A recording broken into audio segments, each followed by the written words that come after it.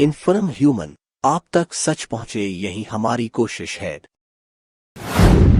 Inform human में आप सभी दर्शकों का बहुत स्वागत है।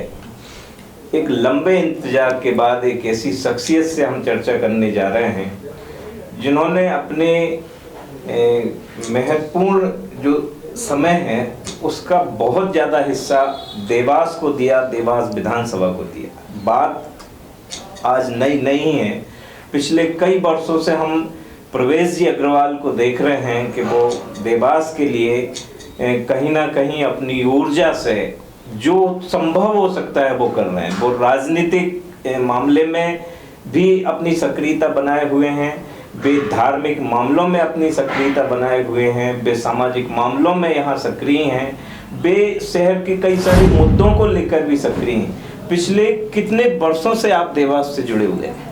सबसे पहले तो मैं आपको और आप जनता को प्रणाम करता हूँ। मुझे लगभग 5 वर्ष हो गए हैं जी। और आप भी साक्षी रहे हैं। कोरोना के पहले भी हम यहाँ पे बहुत सारे नर्मदा युवा सेना के द्वारा कार्य किया करते थे। बच्चियों की ट्रेनिंग कैसे की जाए, माँ शिप्रा को साफ कैसे किया जाए, तो हमारी सेना इसमें लगी ही रहती थी। और कोरोना के वक्त शायद सबसे ज़्यादा कार्य नर्मदा युवा सेना ने ही किया है। और हम लोगों ने रोज़ कम से कम 2 से 3 हज़ार घरों को खाना खिलाया है। खुद हम लोग जाते थे और आपसे भी उस समय चर्चा होती रहती थी। फेसबुक पे भी हम लोग अपलोड किया करते थे कि लोग और भी मोटिवेट हों। और इस तरीके से हम लोग पिछले 5 वर्षों से देवास में कार्यरत हैं। पिछले 5 वर्षों से देवास में कार्यरत है। और एक और मैंने आपके व्यक्तित्व में जब हमने बहुत कुछ कई बार कंटेंट तैयार किए, स्थानीय स्तर पर आपकी सक्रियता और शीर्ष स्तर पर कमलनाथ जी के बहुत करीब, ये दोनों बैलेंस बनाते हुए लगातार आपकी सक्रियता हम देख रहे हैं। मुझे वो समय भी याद आता है जब नगर निगम के चुनाव थे और आप पूरी ताकत के साथ, एक विजन के साथ यहाँ शहर की सेवा करने के लिए आप आने के लिए पूरा मन बना चुके थे। उस टाइम भी जब मेरी आपसे चर्चाएं हुई, आपने बहुत सारे कॉन्सेप्ट आपने बताए। हम पहले नर्मदा युवा सेना की बात करते हैं, ये कहाँ से शुरुआत हुई? देखिए, नर्मदा युवा सेना का नाम मैं, कमलनाथ जी और दिग्विजय सिंह जी 2016 में बैठे थे, मेरी संस्था और मेरे बच्चे काम कर रहे थे। और उस समय उन्होंने बोला कि इसका नाम नर्मदा युवा सेना होना चाहिए। नर्मदा मतलब माँ पवित्रता का संकेत है, युवा मतलब जो मन वचन कर्म से युवा है, और सेना हम हर काम को मिशन की तरह करते हैं जी। तो हमने देखा कि जो माँ नर्मदा हैं वो हमारे मध्य प्रदेश की जीवनदायिनी माँ भी हैं।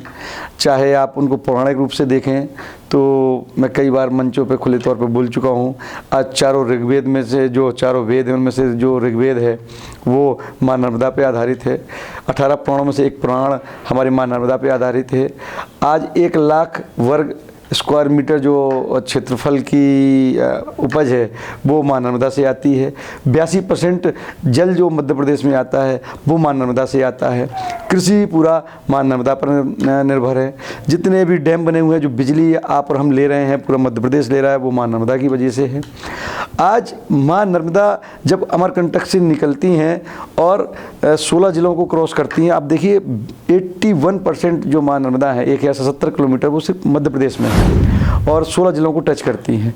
तो माँ नर्मदा का व्यावसायिक रूप से हमारा जीवन ही उन पर निर्भर है। पौराणिक रूप से माँ नर्मदा विश्व की सबसे पुरानी नदी माँ है।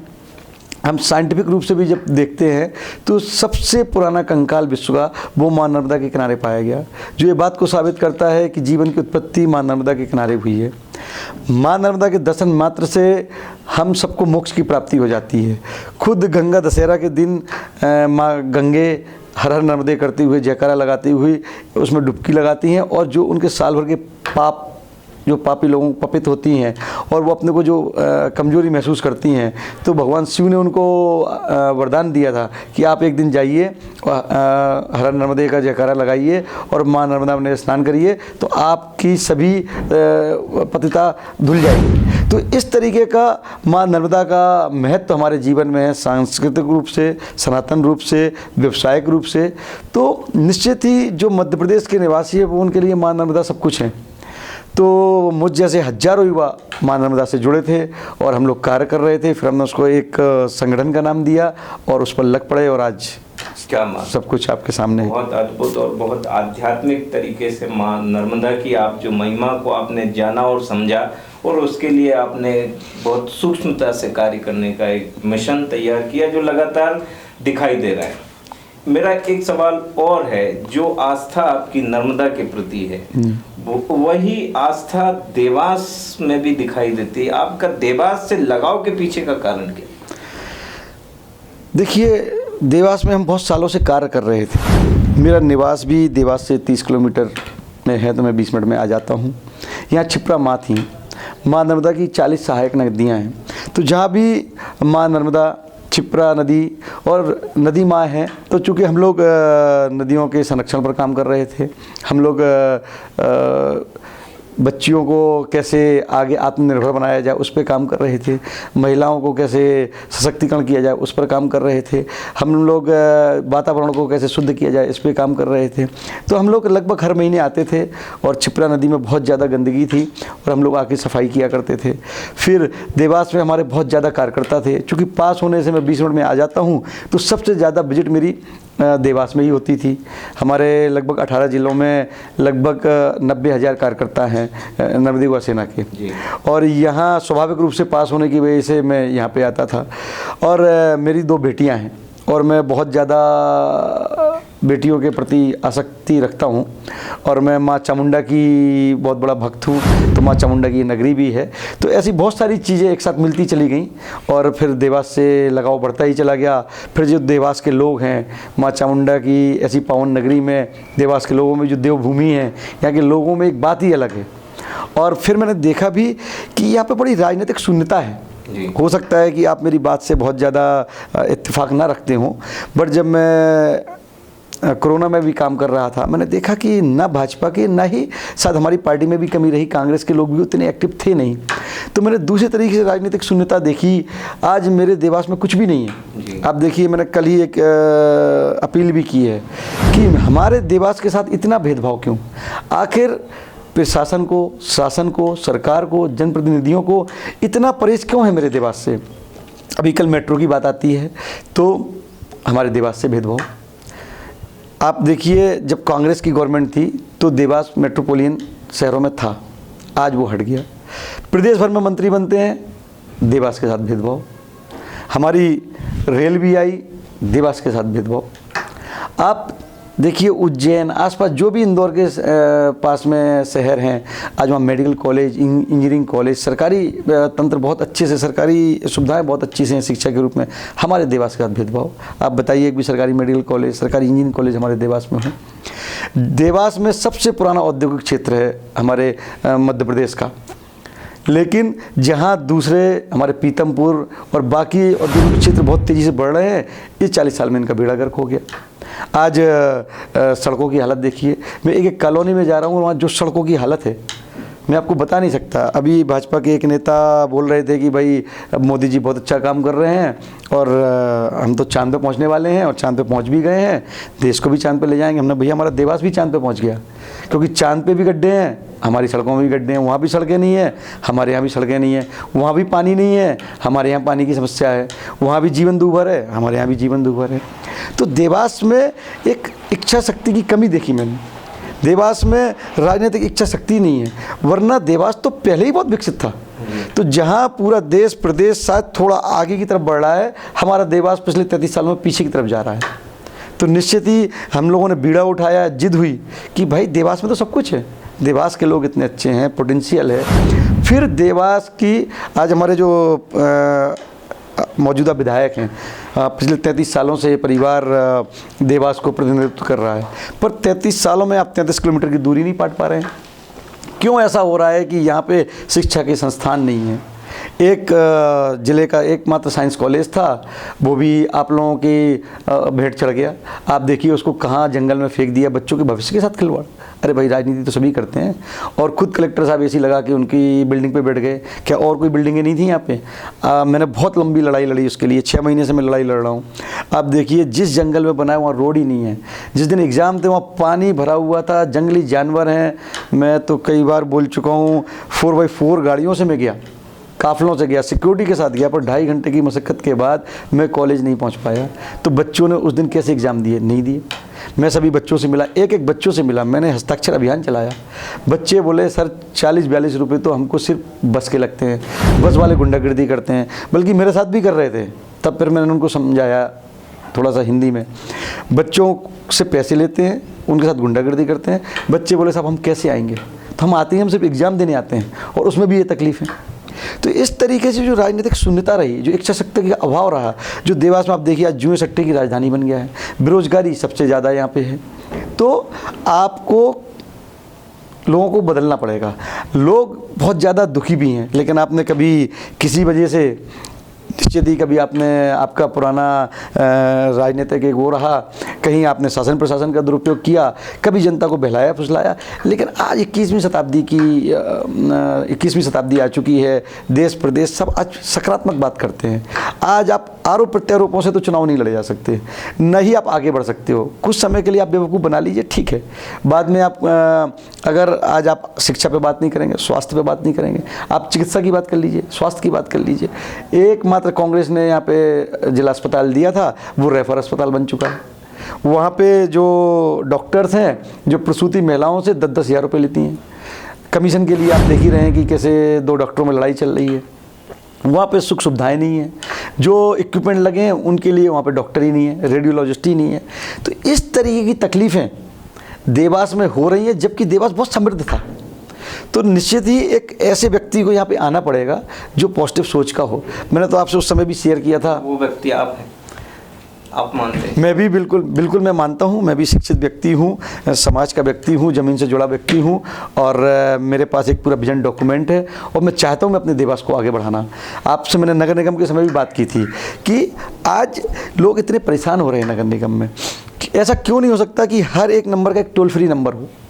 मैं आज हमारे बच्चे का जन्म होता है, वो उस नंबर पर फ़ोन करेंगे, अधिकारी घर पे आएगा, प्रमाण पत्र दे के जाएगा। आपके नल पे कनेक्शन नहीं है, आप एक फ़ोन करिए, अधिकारी घर पे आएगा, और उसमें भी समय सीमा निर्धारित होगी, 48 घंटे, 72 घंटे, 24 घंटे, और उस पर वो आके घर पे करके जाएगा। आज आप भी तो बैंक में ATM चलते हैं ना, तो नगर निगम में क्यों नहीं हो सकता?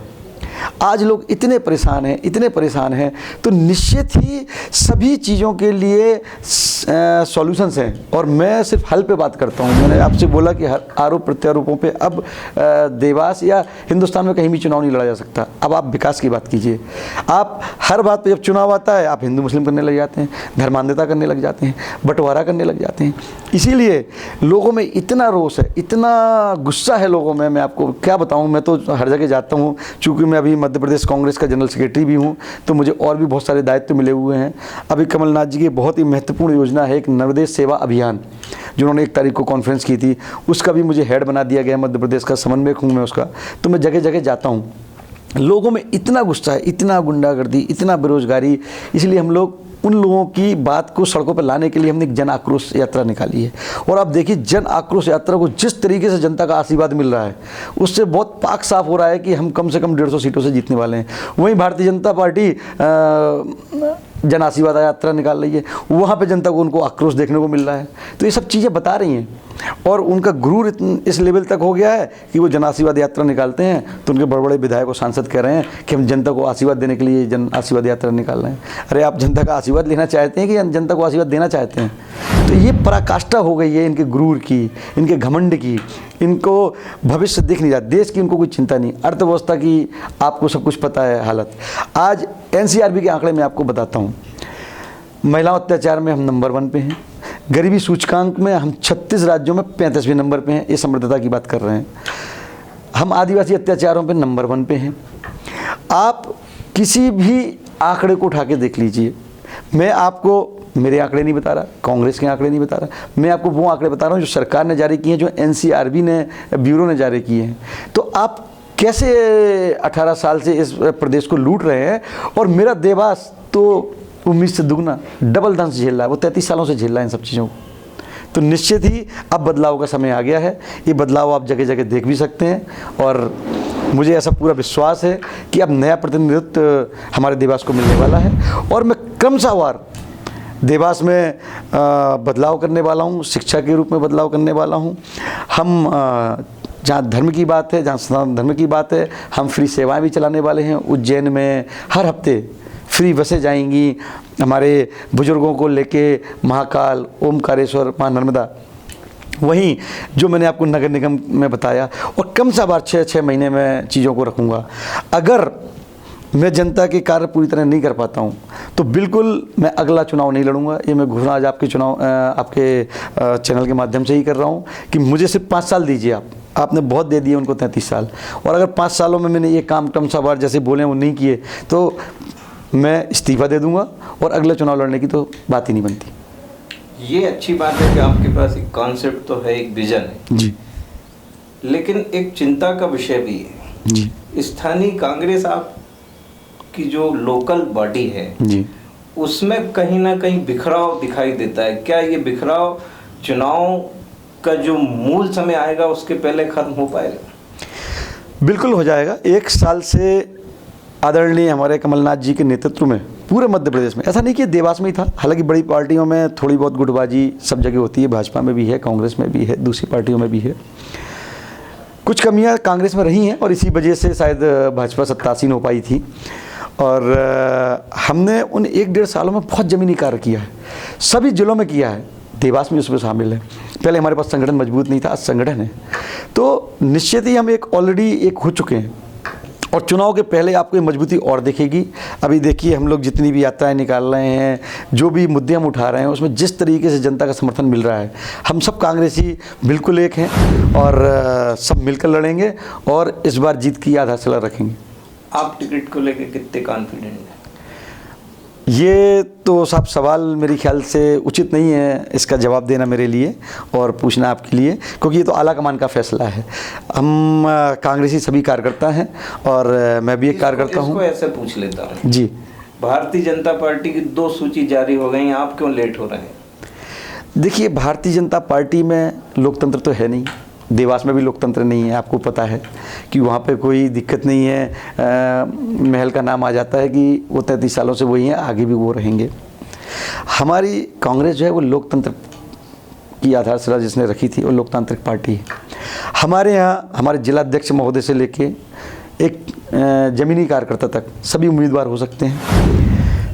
हमारे यहाँ एक लोकतांत्रिक प्रक्रिया है, उस प्रक्रिया के तहत हम सर्वे कराते हैं, संगठन के लोगों से हम राय लेते हैं, उसके बाद हमारे प्रभारियों से राय लेते हैं, फिर हमारी स्क्रीनिंग कमेटी की कई मीटिंग्स होती हैं, फिर वो CWC में जाती हैं, और इस तरीके से एक प्रक्रिया के तहत ये चीज़ें निकलती हैं।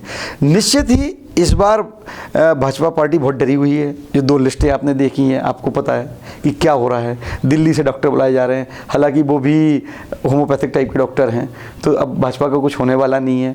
उन्होंने जो लेकिन कांग्रेस अपने डॉक्टरों को कम मैदान में उतारी बहुत जल्द सर 3-4 तारीख को स्क्रीनिंग कमेटी की मीटिंग है, और 6-7 तारीख को उसके बाद CWC की मीटिंग है, और 8 से 10 तारीख तक शायद आपके सामने पहली सूची होगी। हालांकि ये तो पार्टी आला कमान के फैसले हैं, वो बता सकते हैं। हम लोग तो एक छोटे कार्यकर्ता है, जो हम लोग को बताया गया। स्टेट कमेटी में है? नहीं, मैं सिर्फ मध्य प्रदेश कांग्रेस का जनरल सेक्रेटरी हूँ, और हम को उतना पावर नहीं है कि हम लोगों को उन चीज़ों का पता चले। वापस देवास विधानसभा आ जाते हैं, वो बीच में जो सवाल है वो बार बार कहीं ना कहीं फिर से उभर के सामने आ रहा है जी। अच्छा, इसको ऐसे पूछ लेते हैं, जब भी बात कांग्रेस की होती है तो देवास विधानसभा में आपका नाम पहले नंबर पर आ रहा है जी। इसमें आपकी क्या टिप्पणी? देखिए, सभी कांग्रेसी कार्यकर्ता मेहनत कर रहे हैं, सभी लोग अपने कांग्रेस को मजबूत करना चाहते हैं, मैं भी उसमें से एक हूँ। और जैसे मैंने आपको बताया, बड़ी लोकतांत्रिक प्रक्रिया है।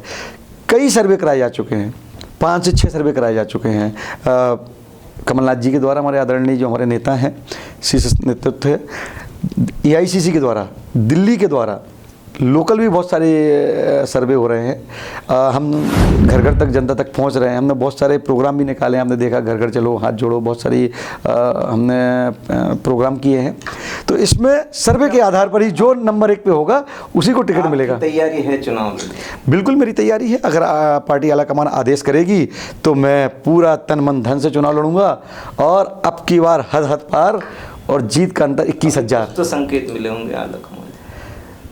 देखिए, मैंने आपको बताया कि ये भाजपा की पार्टी नहीं है कि किसी को कुछ भी ऊपर से बोल दिया गया और कोई भी कुछ भी करता है। हमारे यहाँ बड़ी लोकतांत्रिक प्रक्रिया है। किसी को भी, मैं एक छोटा सा कार्यकर्ता हूँ कांग्रेस का, पर पूरे दावे से आपके चैनल पर बोल रहा हूँ कि किसी भी इवन बड़े नेता को, हमारे सज्जन भैया और जीतू पटवारी जी जैसे नेताओं को भी संकेत नहीं दिए गए। तो हमारे यहाँ बिल्कुल लोकतांत्रिक प्रक्रिया के तहत होगा और सूची जारी होगी। मुझे अगर पार्टी आलाकमान से लायक समझती है और मैं सभी सर्वे में नंबर 1 हूँ तो निश्चित ही मैंने आपको बोला कि अब की हर हद पार और जीत का अंतर 21,000। लेकिन अगर दूसरा भी कोई पार्टी का कैंडिडेट हमारे आलाकमान बोलता है तो हम सभी कांग्रेसी तब भी तन मन धन से हम लगेंगे और तब भी कांग्रेस के कैंडिडेट को जिता के लाएंगे।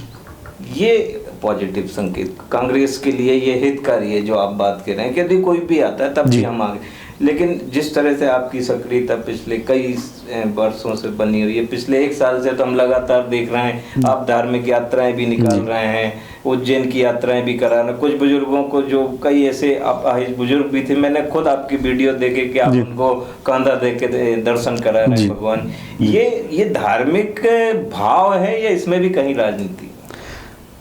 देखिए साहब, लोग मुझे बोलते हैं कि प्रवेश 24 कैरेट खरा सोना है।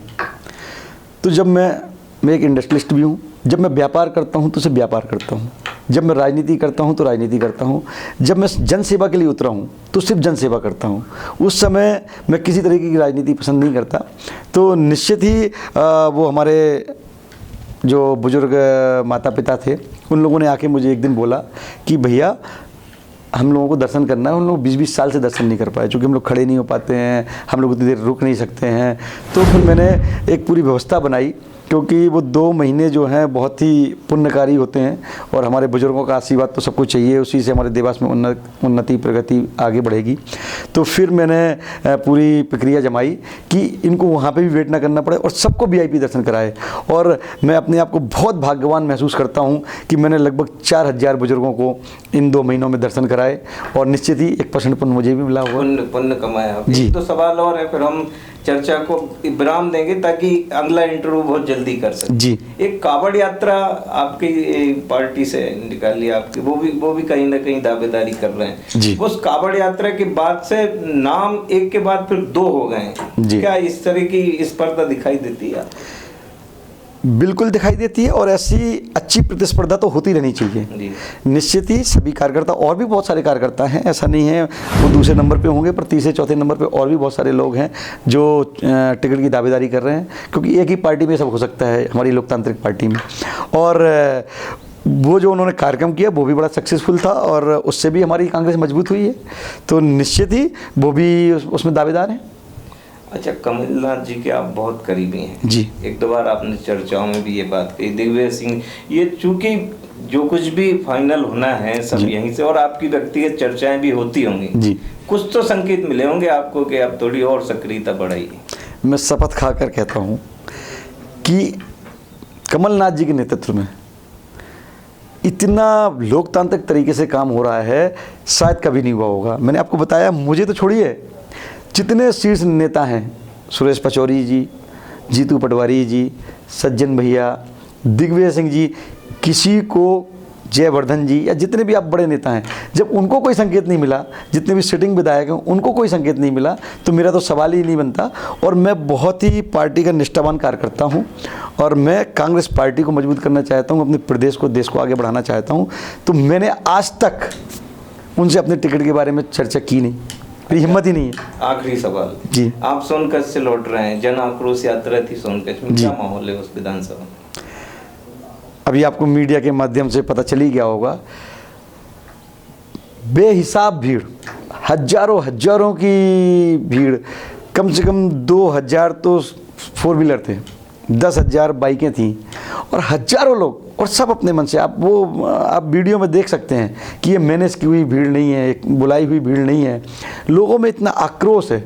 और ये सिर्फ यहाँ नहीं हो रहा है, हमने तो 234 विधानसभाओं में ये रैली निकाली थी और आज हमारा समापन है। हर विधानसभा में आप सोशल मीडिया के माध्यम से देखिए, इसी तरीके का अपार जन समर्थन मिला है, और जो पूरी तरीके से बयां कर रहा है कि अब भाजपा जाने वाली है और कांग्रेस आने वाली है। तो ये कांग्रेस के वरिष्ठ नेता प्रवेश जी अग्रवाल, बहुत बार हमने कई सारे सवालों के माध्यम से उनके जो अंदर जो प्लान है पार्टी का वो जानने की कोशिश की। हालांकि उनकी जो सक्रियता देवास विधानसभा में बनी हुई है वो कहीं ना कहीं बहुत सारे सवाल खड़े करती है। बहुत जल्दी फिर हम आपसे चर्चा करेंगे, फिर ऐसे ही बैठेंगे और आपका जो विजन है उस पर विस्तार से चर्चा करेंगे। आज आपने हमें समय दिया, बहुत धन्यवाद। बहुत बहुत थैंक यू।